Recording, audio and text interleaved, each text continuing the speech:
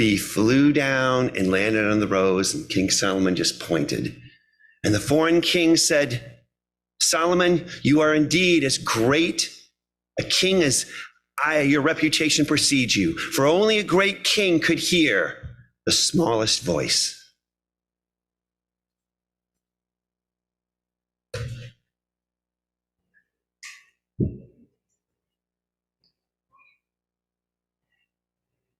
And as we begin, I have several announcements. For those of us with us in person today, our service and religious education is ending with a fire drill. We're going to practice evacuating the building. Our gathering point is the grassy patch between the first parking lot and the second parking lot out on that side of the building. So all classes, everyone from the Commons will be moving in that way. So take a moment to know where your closest exits are. We have one this way, one through the foyer, one down the stairs. There's one that way. Thank you, Andrea. I feel like I should be a flight attendant. And if it was a real fire, we would not use the elevators, so I encourage you not to do that. And if evacuating for a fire drill is a hardship for you in any sort of way, I invite you to not do it. We don't need to push ourselves in ways that aren't good for us when it's just a drill. Our children will be released from their classes out there as well. So parents look for you, and other grown-ups look for the children that are supposed to go home with you outside. Next, the memorial service for church member Jean Bright is at 2:30 p.m. today, right here, and live streamed on Zoom. The service will be wearing masks, but there'll be a reception to follow where masks are obviously optional because you can't eat while wearing a mask. So manage safety as you need to for that. And our bizarre announcement for this week. So this Thursday afternoon is the last call to make limpa bread, to learn Martha Beverly's secret recipe, perhaps ever. And there are 2 spots. There was 1 cancellation this morning, so 2 spots remain. I should be seeing a rush of people out to sign up in the Commons, but maybe everybody online is just grabbing those up right now. And then next weekend is the last weekend to make pasties. We need people to do the baking and the wrapping on Saturday. And I was told about 5 minutes ago that there might be some pasty making in the middle of the week. There's a rumor. But I encourage you to act now if making pasties is important to you. Sign up for next Saturday. And then I just wanted to make sure you all know that next weekend we are having a guest preacher join us on Zoom. The Reverend Ashley Horan is the organizing strategy director for the Unitarian Universalist Association. She's also a dear friend and a very excellent preacher. So please tune in next week. And now we get to sing.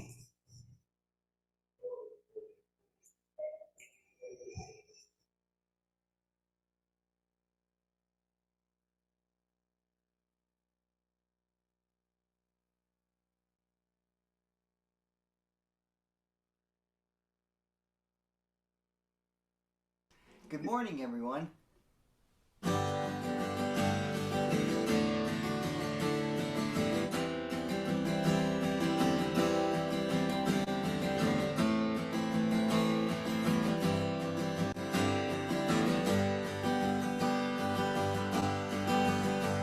It's hard to believe in the sun in the dark of the night, and it's hard to believe in the stars in the bright morning lights. Well, we all need a place we can go to learn what is real, to ponder the depths of the soul where truth is revealed. Oh, this is our way.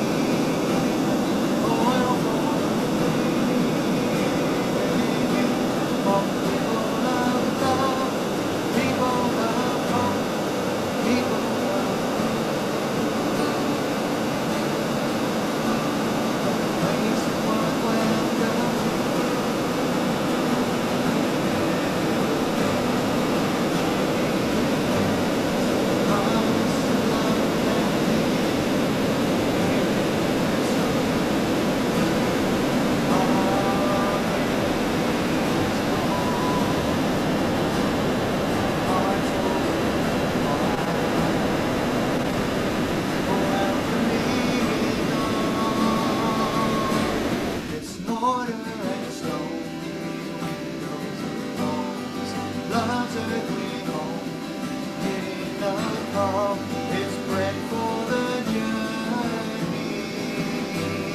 oil for the flame,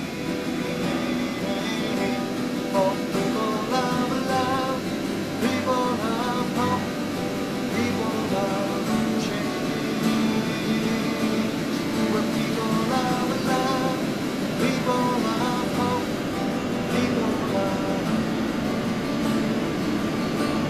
we're living out love, living out hope, living out change. Sing out for love, sing out for hope, sing out for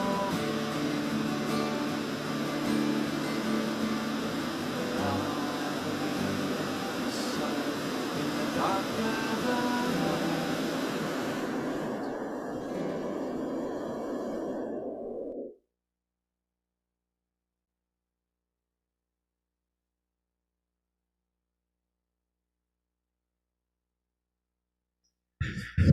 We light this chalice for those who are here and all who are not, for all who have ever walked through our doors, for those who may yet find this spiritual home, and for those we can't even imagine.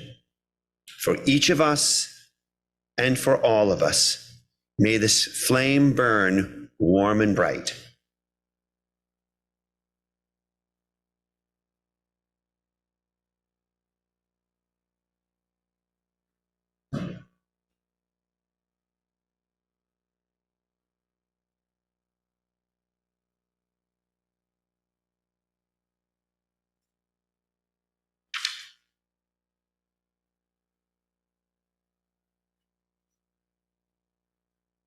Oh, sorry.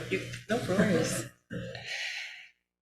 In 1892, the members of People's Church adopted a new bond of union, a new promise that they made when they joined the church. And for the last 130 years, every new member of People's Church has made the same promise with only minor updates to the language to make it more inclusive.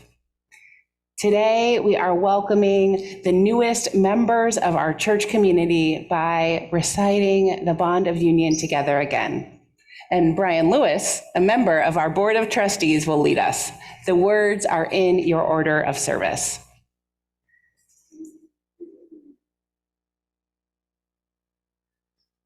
Thank you, Reverend Rachel.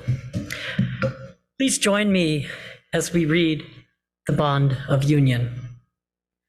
Earnestly desiring to develop in ourselves and in the world honest, reverent thought, faithfulness to our highest conception of right living, the spirit of love and service to all people, and allegiance towards all the interests of morality and religion, as interpreted by the growing thought and purest lives of humanity. We join ourselves together, hoping to help one another in all good things, and to advance the cause of pure and practical religion in the community.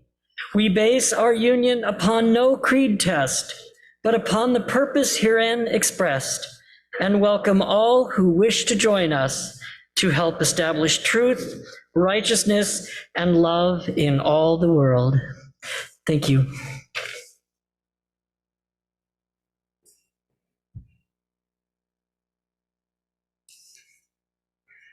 I forgot to say a minute ago in my excitement to welcome all of these new people that in addition to our chalice lit here with everyone in this space, we have 16 Zoom connections this morning, and we have chalices kindled at Friendship Village, at Evergreen North in Ostamo, and in West Main Hill this morning. Love to think of all of these little lights across Kalamazoo County shining together. So now, let us welcome our newest members. As I call your names, come forward, select one chalice per household from our table up front, and a board member will help you light it from our common chalice flame. There are photo, and then you'll have a chalice to carry with you. Obviously, you'll want to blow out the flame before too long, or we will have a real fire drill, or not a drill, a real fire. But you'll have it at home, and I hope you light it regularly. So there's an order of service insert today that has photos and introductions for many of our newest members. A few people sent theirs in late, and so you'll catch them in the next newsletter.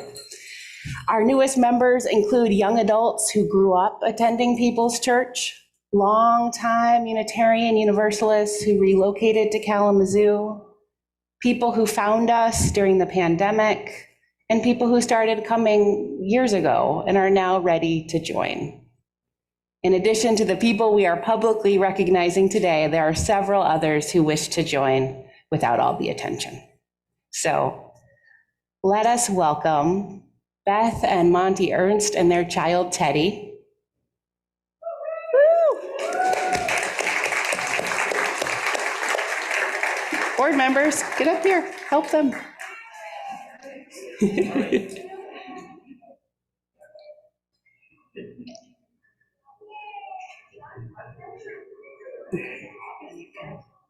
Yeah, kindle a flame.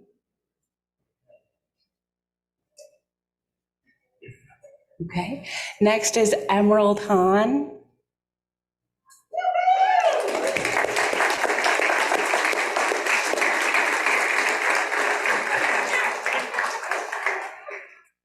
Oh.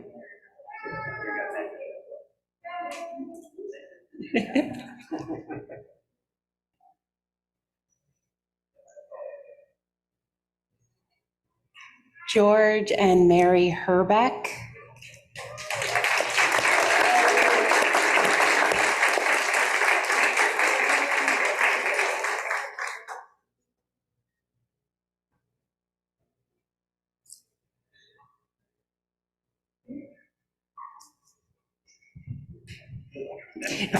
If you pick up you got it, okay.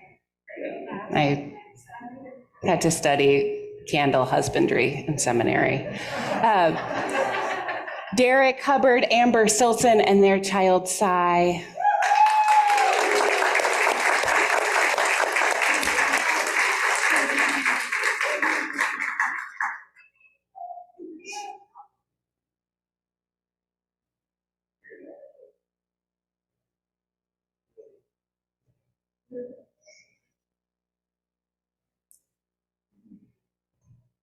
Laura Lee.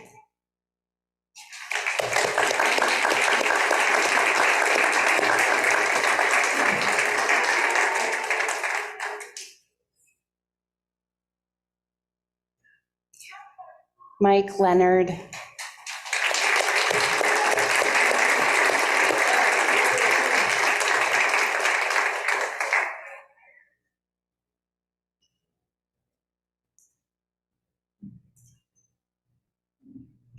Martin and Sharon Souter.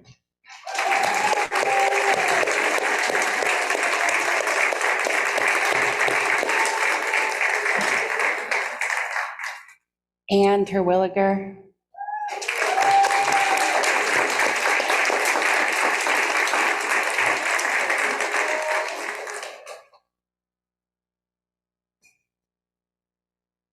And Dave and Brianna Wertsmith.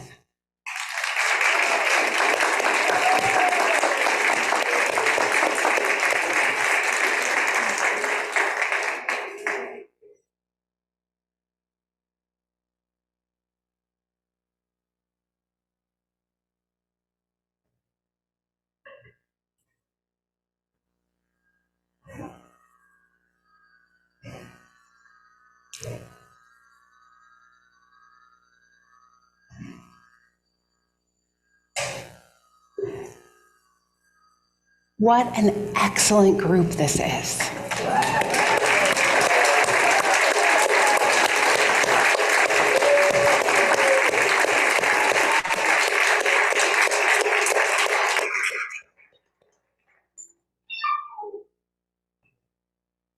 And now I invite you to blow out the flames, which feels like bad symbolism, but good safety. And now we will sing our children and teachers to their classes and our newest members back to their seats with our brand new recessional. Savannah needs to move to a microphone. Okay. Thank you so much. Okay, one more time. Go forth in peace in search of wisdom, with love to guide you on your way. And may the joy of life surround you wherever you may go. Go forth in peace in search of wisdom, with love to guide you on your way. And may the joy of life surround you wherever you may go.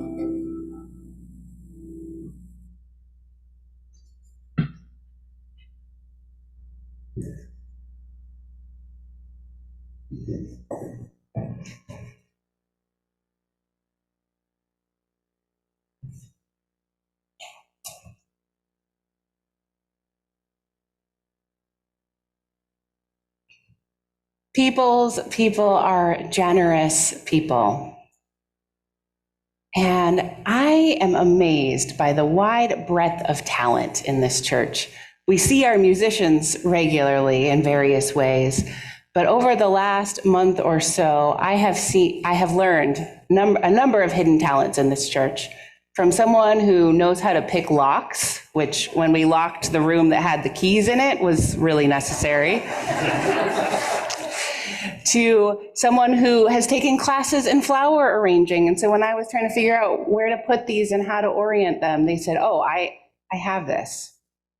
Last night, Friday night at the sleepover, there was so many talents on display, from the person who built the fire and taught a kindergartner how to build a fire, to the people who led us on a night hike who work at the Nature Center, to a member of the local stargazing club who helped us see a few pockets of constellations from in between all of the clouds, to storytellers, to so many things. I am convinced that if there is a need, somehow the person who has the skill to meet it will magically appear in our community. I don't know what that means theologically, but it seems to be true practically. And so this is when I invite you to continue to be the generous people that you are and support the church with your money. The offering will now be received.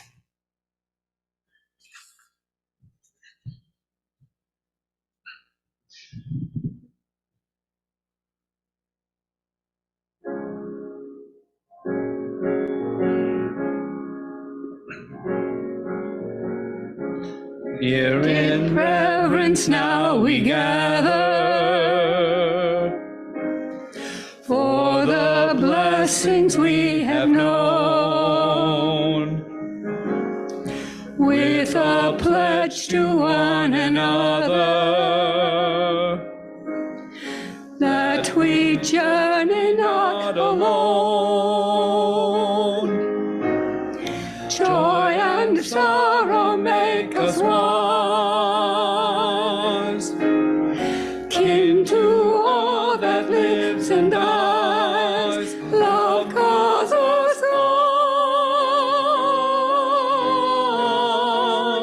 love calls us on.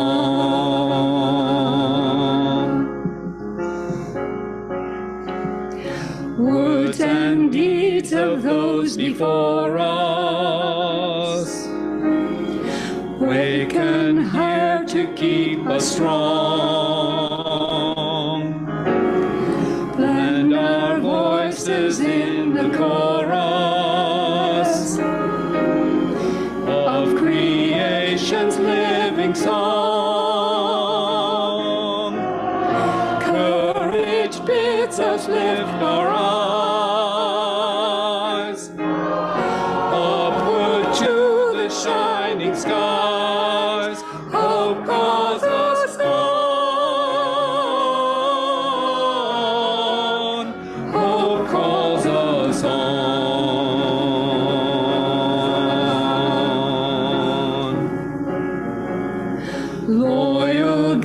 guides in love and duty.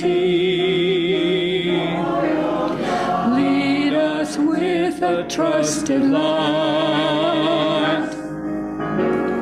Blessed are they whose inward beauty shows the path of truth and right. Honor is their earthly prize. By their work we realize life calls us on.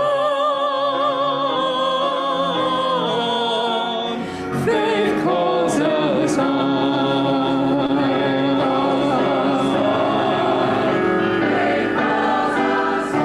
We have shared a radiant hour when the truth has made us free, and the Spirit's gracious power dreamed of good that yet shall be. Bright the path before us lies. Joyful pilgrims now we rise. Life calls us on.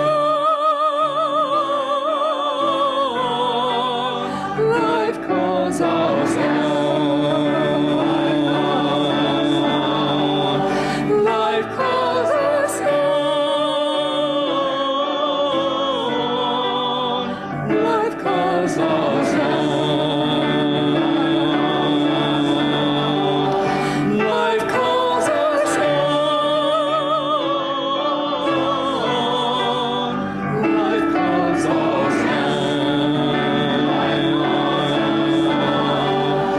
Life calls us on.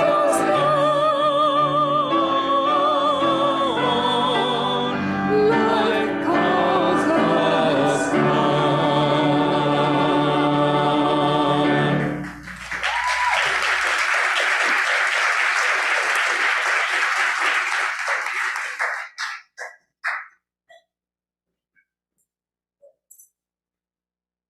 Just marvelous.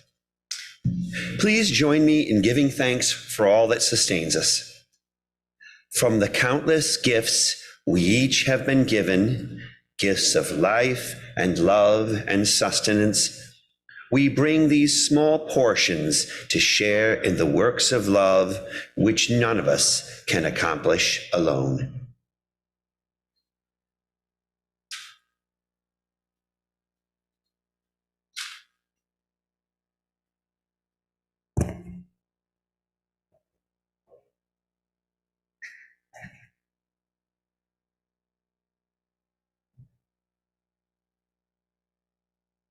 People's Church is a community that supports one another in good times and hard times and the in-between times. One of the ways we do that is by taking time when we gather to invite those who wish to share the joys, sorrows, and milestones of their lives.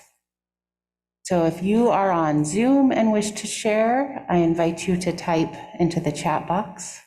If you are here in person, I invite you to come forward, speak briefly, share your name, and then place a stone in our bowl of water.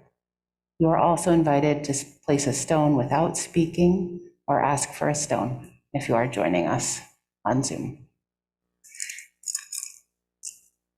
And I place more stones in our bowl for all of the joys and sorrows, triumphs and milestones that we are holding quietly in our hearts, all that are in our wider community and in our wider world.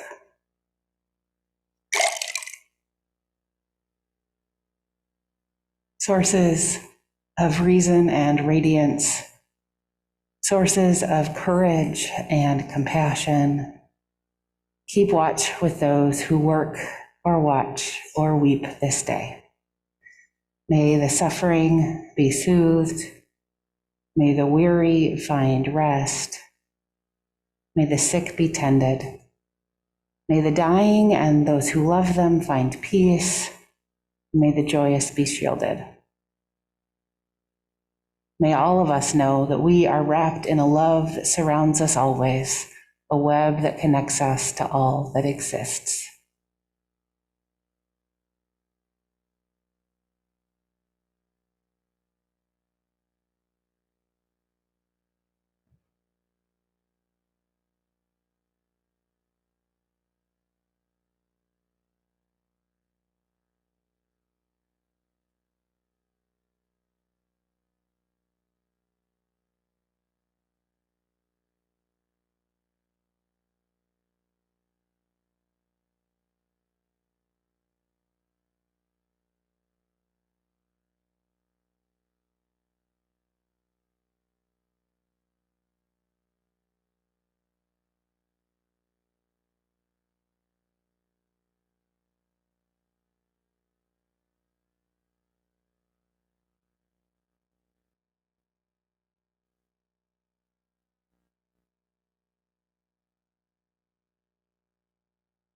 For our part of our meditation today, I want to teach you all an embodied meditation practice that has been really helpful to me. And of course, all of these meditations and things we offer are with the hopes that perhaps someday when you need it, you'll have it in your pocket to pull out. And we try to offer a wide variety of things, knowing that different people need different things. And some of these are going to work and some of them will not work for you. And that's fine. But this is one of those things that I use when I hit those moments of overwhelm, whether that's opening up the inbox and seeing dozens of things I need to deal with in my email, or when both of my kids want me to do opposite things at the same moment, or all of those things that just come in life. And so when I'm at my best, which is not always, I try to take a moment and make myself 10% more comfortable. So I invite you to do that. Maybe that's rolling your shoulders back or unclenching your jaw or just getting your feet solidly on the floor. And then I take my hand and support my head in some way. So sometimes that's on the back, just kind of rest it there, or just breathe. Or that could look like on my forehead, just to take a little bit of the weight off my neck, or using a hand on a cheek. And I let my vision go soft. Sometimes that's closing eyes, sometimes that's not. And then I try to bring my attention lower in my body. So if it feels like all my energy is in my thinking brain, I try to just feel my lungs and the breath going in and out.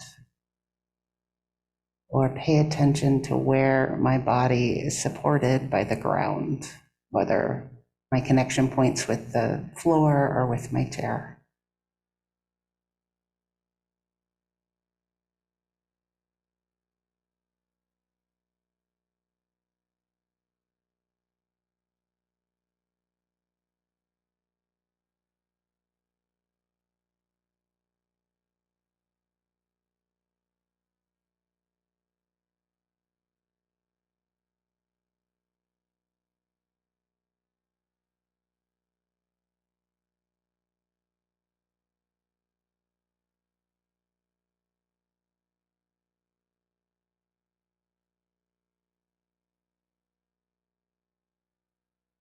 And I invite you to now bring your attention back to this place, but with the hope that that tiny vacation was helpful and has you a little bit calmed down, and that it might be something to try the next time you're not feeling as calm as you wish you were.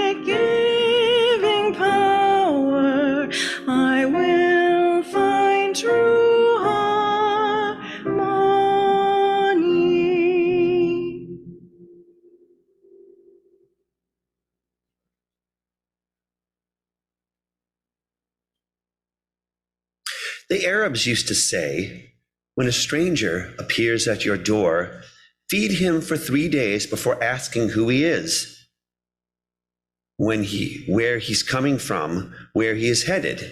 That way, he'll have strength enough to answer.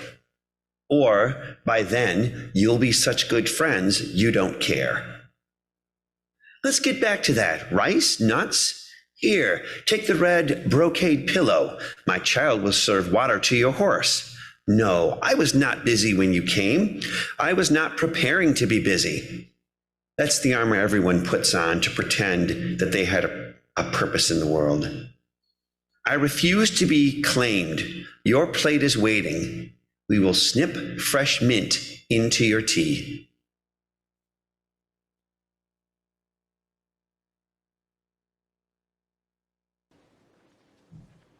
My friends used to ask me, why do you go to church? After I became a minister, they stopped asking. But the thing is, I never did. Why do I go to church? Church is the place that has broken my heart more times than any other. The beauty of its potential obscured by the labor of reality that churches are human, not utopian endeavors. Every church I have ever been a part of has never been exactly who they proclaim to be, never been exactly who I wanted them to be, never been exactly who I needed them to be. Why do I go to church? I have witnessed professionals violating the trust granted to them, cloaking their deceit in the garb of spiritual language, congregational bullies allowed to rampage in the name of nice or freedom of belief, causing beloved people to step away, the pain too great to continue. I have witnessed trauma like a puppeteer, pulling the strings, compelling us to play out old stories again and again and again and again. Why do I go to church? Why do we keep going?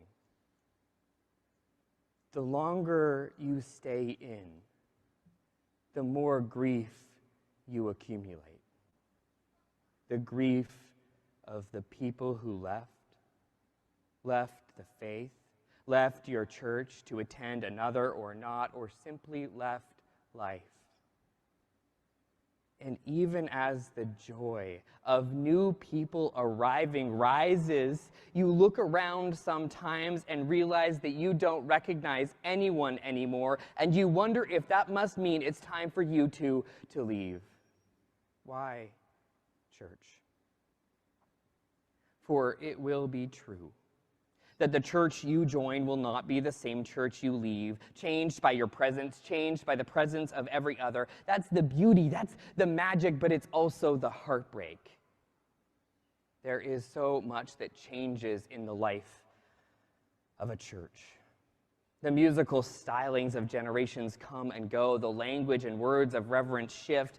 We decenter what was once assumed to be our essence to reveal the liberatory power within. We constantly evolve and revolve around our core, that determination of love to break forth. That question, why church, does not have one answer, not one that could endure a lifetime, not one answer the same for each of us, or answers like stars, forming new constellations, guiding us in every season of life, pointing us towards a simple impulse. Why church? Well, simply because church.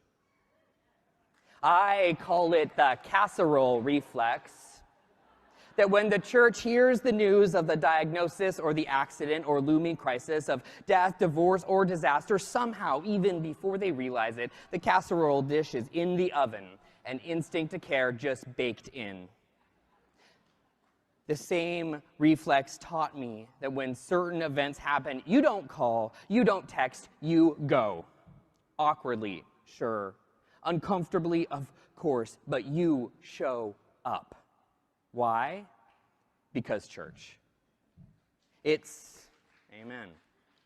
It's the feeling we get gathered for imperfect worship, a collection of friends, strangers, united by an almost indescribable promise that answers a question coded deep within us, the need to belong, to be reminded of that belongingness, the full embrace that conveys the truth that all the parts of you, the questioning parts, the doubting parts, the cynical parts, the hurt parts, are not only welcome, but they are necessary here, that if universal salvation is true for all of us, it must be true for all parts of us too. Amen?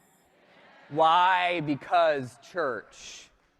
It's a temporal embrace, an embrace with one arm ancestral and the other futuristic, converging together, a complex embrace, holding as much pain as potential, a belonging that grounds us and orients us into time itself, a belonging that says that you, yes, you, are part of an unfolding story, the end of which has not been written, and here we will face it not alone or unequipped, unprepared or unprotected, for we have stories and practices, rituals and music and ancestors and baggage. And you don't need to strike out on your own. You don't need to make it up all by yourself and look around. You don't have to do it alone either, for you have a people. Why? Because church.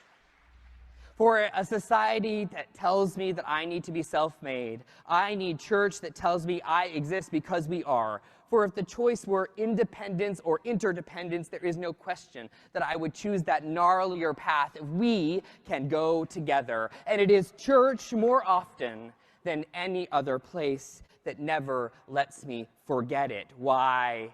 Because church. It's the beauty, you know it, of a child dedicated in the arms of its family. It's the 85-year-olds who, when the pandemic hit, became Zoom experts overnight and then taught others,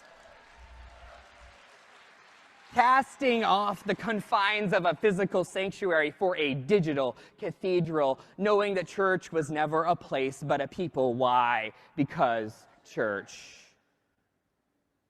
And when my heartbreak becomes too much, caught in that cavernous gap between promise and reality, I testify that every time I muster the courage to keep showing up, I surprise myself that I can find love in broken people and hopeless places.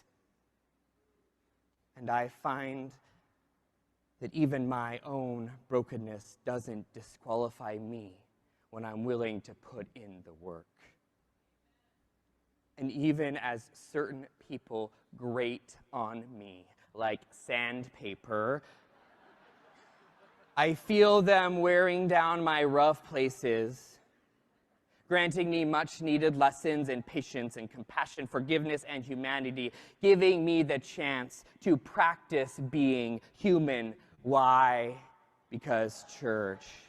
For our churches are like base camps, teams fanning out, forming rapid response networks of prayer and safe passage for all who seek safety, for all who seek self-determination and shelter. We feed each other and are fed. We dismantle the prisons of supremacy living within and around us, all the while growing us awkwardly and lovingly as we navigate the challenges of a mission that calls us to the brink of all that we love and know and invites, commands us to step out in faith, to commit to be changed, to covenant, to promise to a journey without knowing what intimacy, what vulnerability will be asked of us as we embark. For if we knew friends, we wouldn't say yes, but when we look back, we can't help but thank God we did. Why? Because church. I have witnessed friendships formed in social halls, sparked in classes that have saved lives. Zoom chats brimming with prayer, heartfelt messages launched not into a void, but as offerings into the heart center of a community that breathes, that conspires, both IRL and within and beyond those ones and zeros that constitute our now other gathering place. All of it revealing shards of holiness, reflecting belovedness imperfectly but truly, whispering, you are not alone.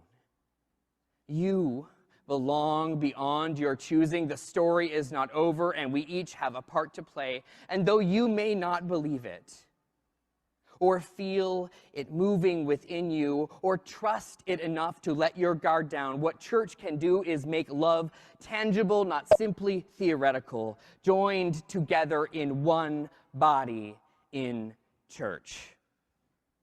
Amen.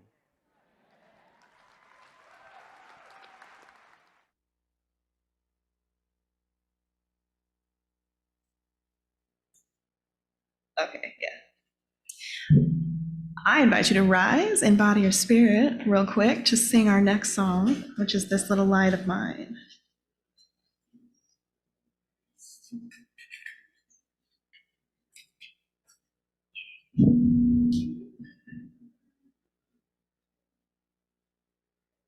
That's it.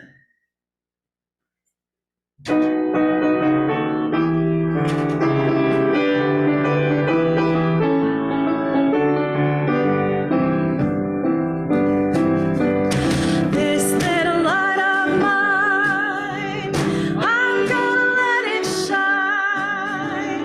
This little light of mine, I'm gonna let it shine.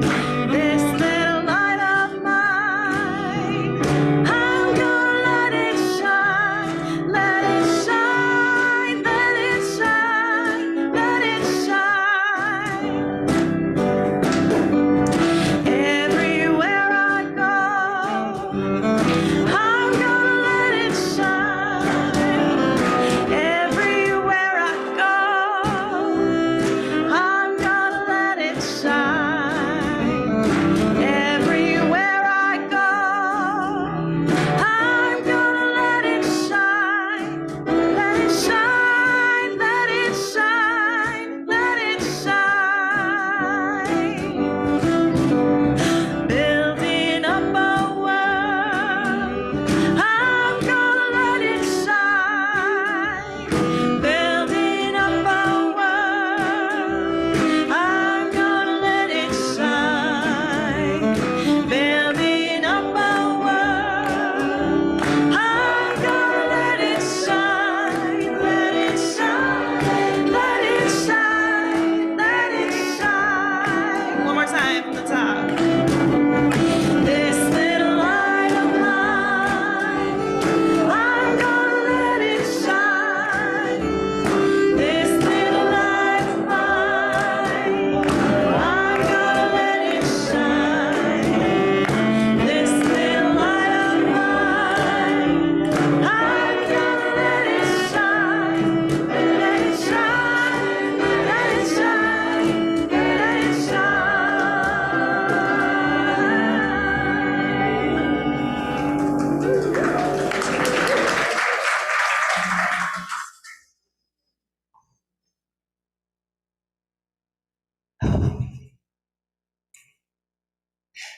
Reinhold Niebuhr was one of the most important Christian theologians of the last century. He was an influence on generations of leaders from Martin Luther King Jr. to Barack Obama. And in an interview in 1955, he compared the church to Noah's Ark, that boat from the Bible story filled with one human family and two of every kind of animal that exists. The story goes that they somehow improbably survived for 40 days and 40 nights without all eating each other while the earth was flooded.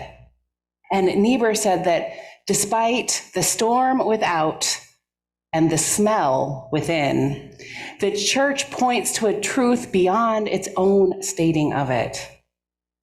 We are a sometimes messy, sometimes imperfect, sometimes smelly, especially after the camp out on Friday night, group. And the world around us is tumultuous and stormy. And we point to a truth, moving toward our vision of beloved community, joining together in all good things, doing the works of love that none of us can accomplish alone, seeking to establish truth, righteousness, and love in all the world. That is ambitious. We are a cacophonous ark teeming with animals. We are a church welcoming new people among us. Joining a church is a weird business. Very little of what you receive from church membership is tangible. Anyone can come to services, member or not. Anyone can participate in almost everything we do here, member or not.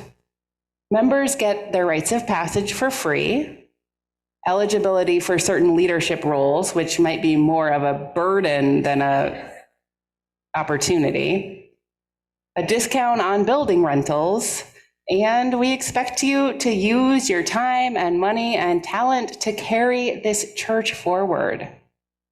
Members bind themselves with a group of people they didn't choose, a group of people that they don't usually know that well when they sign up for membership, or at least in aggregate. And the longer one stays, the more grief accumulates.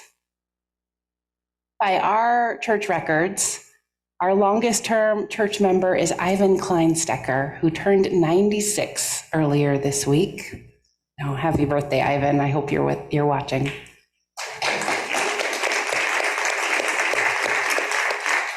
So he signed the bond of union over 60 years ago.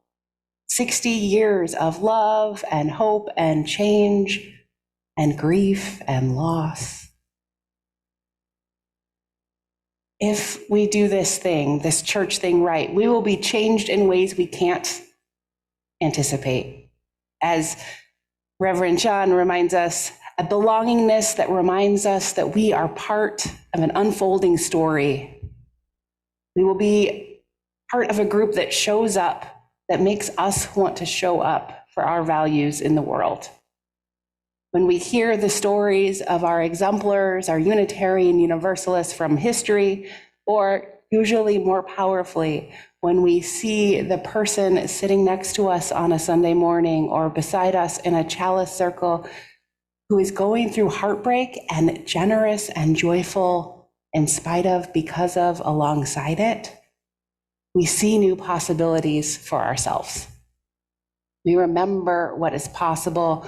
We remember and learn what right living could be for us now in ways that sink into our bones and inform our actions. That, more than anything, is why the institution of church is what I devote my life to.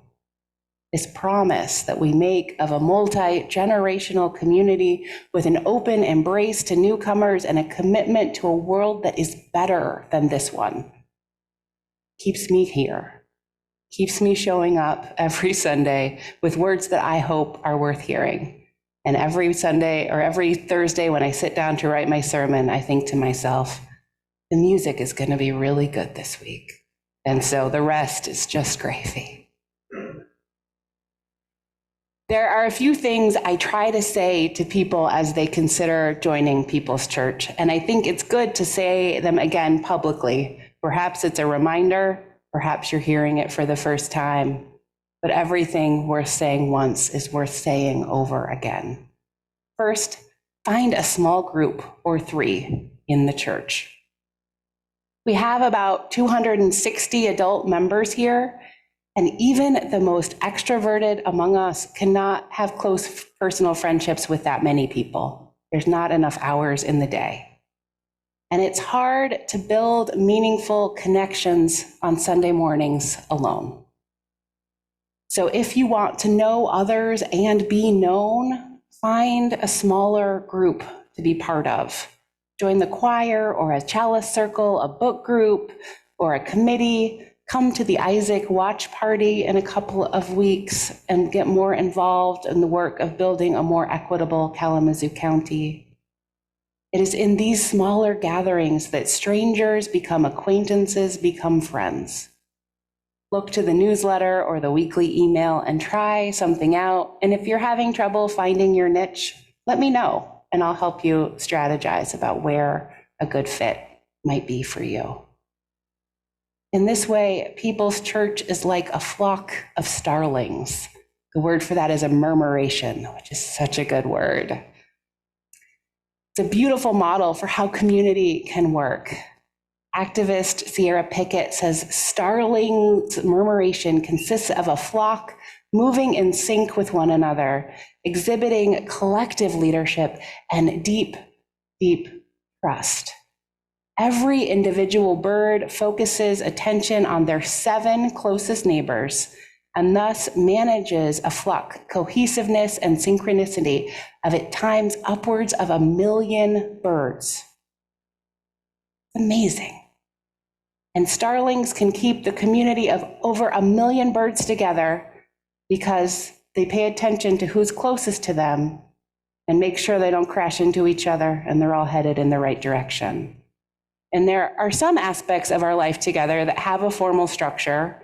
Obviously, board members and nominating committee are elected, religious education volunteers are recruited, background checked, trained. Congregational meetings follow Robert's Rules of Order. But when we are at our best, we are a murmuration, collective leadership with trust and communication. The Building and Grounds group makes their decisions about how to maintain our beautiful memorial garden. Chalice Circle members show up for each other in hard times with casseroles and other things. Board members stay late after the meeting to tend to the deer carcass that appeared on the church grounds. That was this week. Thank you. And so often needs are identified and met in the same moment here, which is beautiful.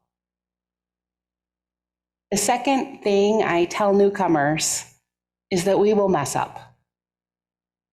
And please stay with us.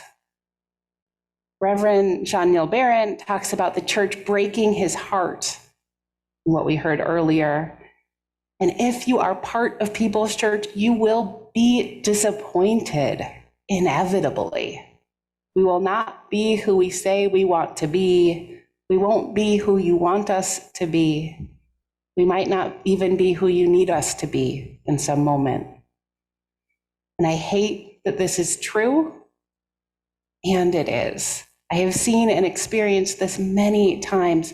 Someone finds us, perhaps finding Unitarian Universalism for the first time, and it's a good fit, and the people are nice, and then they put us high on this pedestal.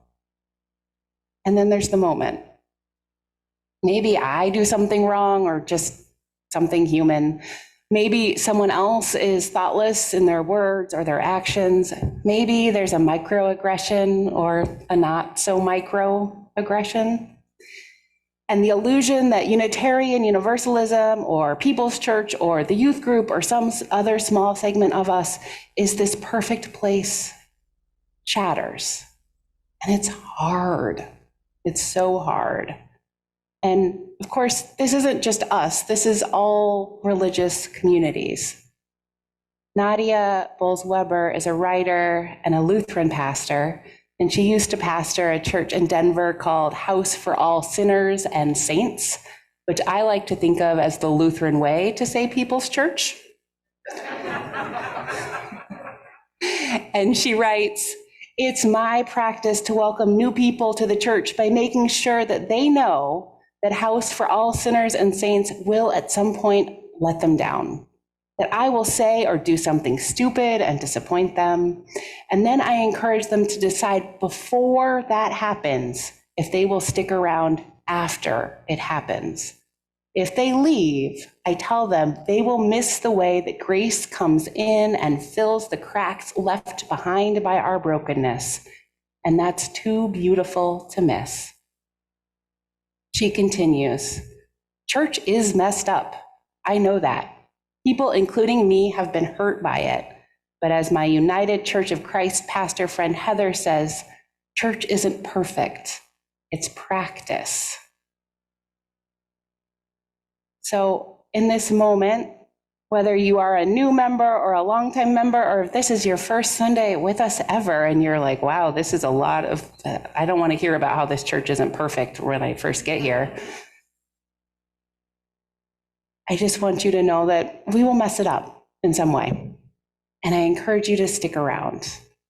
We're not asking for a loyalty oath that you'll stay no matter what. If there's misconduct, if there's a breach of trust that makes it so the best next step is distance, that happens, then step away.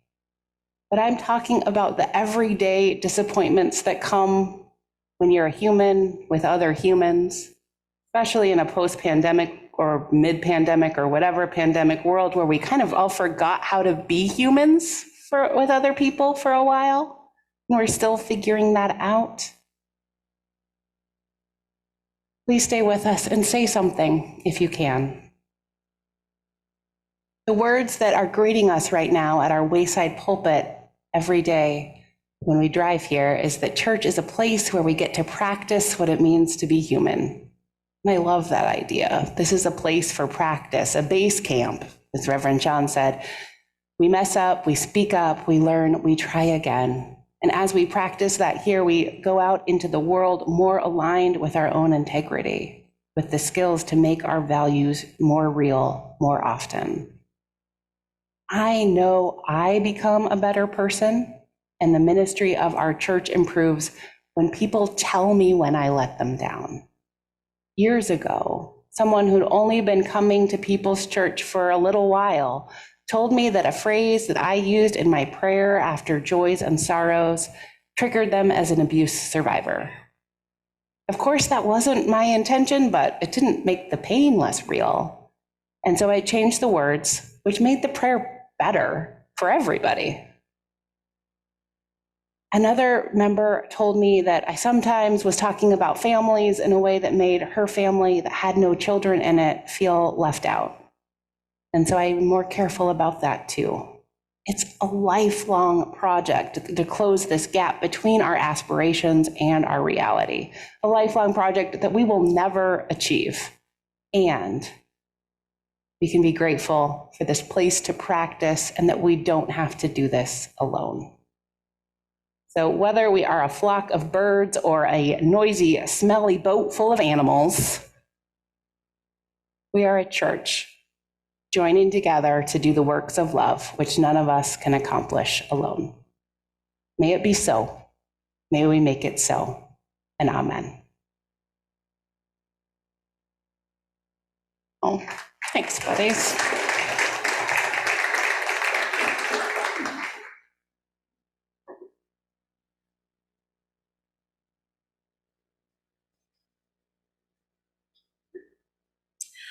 For the last time, I invite you to rise in body and spirit and join us in song. It is Fire of Commitment. From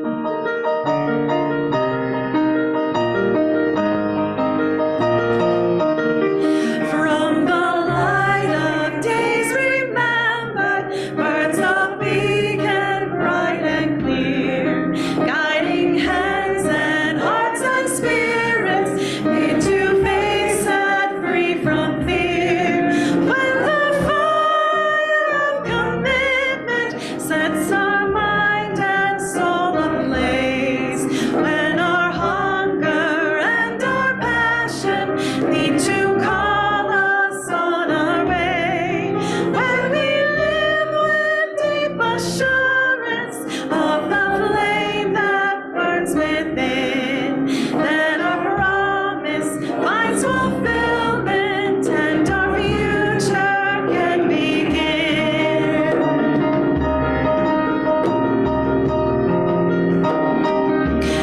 From stories of a living brings us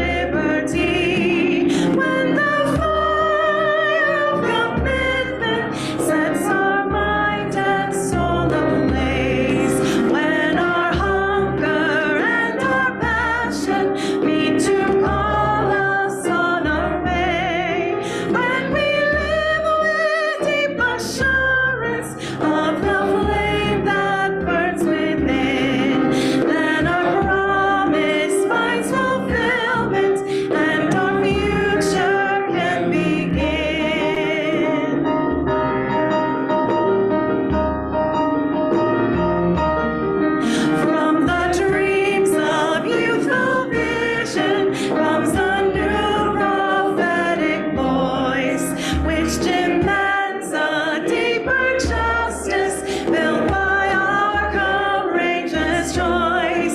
When the fire of commitment sets our mind and soul ablaze, when our hunger and our passion meet to call us on our way, when we live with deep assurance of the flame that burns within, then our promise finds fulfillment and our future can begin.